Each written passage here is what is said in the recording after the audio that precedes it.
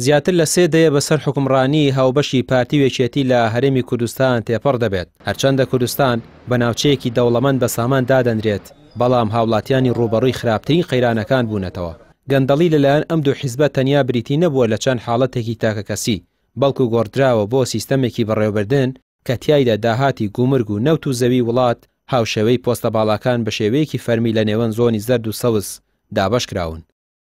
ئەوەی لە هەندێما هەیە غەرقبوونی هەرێمی کوردستانە بە تەواوی جومگەکانیوە ئەو سێکتەرانەی کەوا گەندەڵیان تیاکراوە بە تایبەتی سێکتەری نەوت، سێکتەری ئاوەدانکردنەوە، زەریبە و باج و گومرگ، ئەمە ئەو سێکتەرە پڕداهاتانن کە ئەبوایە هەرێمی کوردستان ئێستا بە دەیان ملیار دۆلاری لە احتیاطیا بواە و بیتوانیایە ئاوەدانکردنەوەی کوردستانی بە شێوەیەک بکردایە کە ئێستا وەک خۆیان ئەڵەن بیان کردایە بە دووبەی. بەڵام یەکێک لەو نمونە زەقانەی کاتێک کە بۆریەکانی هەرێم لە ئەنجامی هەندێک حادیسە و ڕووداوە کونێکی تێبێ، لە خلالی 24 ساعتە سەرۆکی ئەنجومەنی وەزیران و ستافەکەی ئەڵێن هەرێم 1 ملیار دۆلار زەرری کردووە.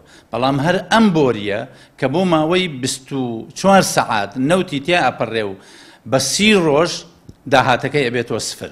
ئەم حسابات و ئەم ژماردنە تەنها لە هەرێمی کوردستان و لە قیاسی هەرێمی کوردستانە هەیە و ئەم گەندەڵیە زەبەلاحە بەرپرسانی هەرێم هەموو دانیشتوانی هەرێم هەست بەمایەکە.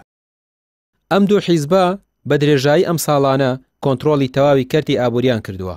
لەم هەرێمە دەوڵەمەندەدا سەرباری خراپی خزمەتگوزاری و خواردنی دەیان موچەی موچەخۆران حکومەتیشیان کردووە بەژێر قەرزێکی زۆرەوە.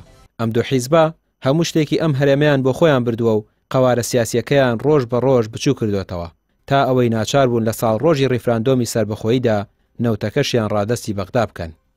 حیزبە طبعا یەکەم شت کە دەستی بۆ بردووە حەق و مافی ئەم خەڵکەیە کە موچەکانیانە کە شایستە داراییەکانیانەیە کە لە ماوەی 11 ساڵە بە هەموو شێوەیەک لەبەرکردنەوە شایستەی دارایی ئەم با بڵێن مۆزەف و مامۆستا و هەموو ئەو کارمەندانی کە لە سلکی ئیداریە ئیشەکان هەمووی بڕیوە و لە بەرامبەر ئەمەشە هاتووە ژیانی خەڵکی لە شێوازێکی تر خستۆتە ساڵاتیەوە.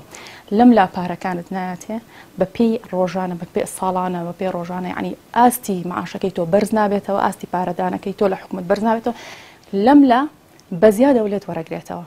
بازار بە ئاستێک بەرزی کردوێتەوە. ئەو پێویستیانەی کە خەڵکی پێویستێتی لە پێویستە سەرەتایەکانە بەرزی کردوێتەوە، یعنی شتێکت ئەیاتێ بە دووقات لێت وەرەگرێتەوە.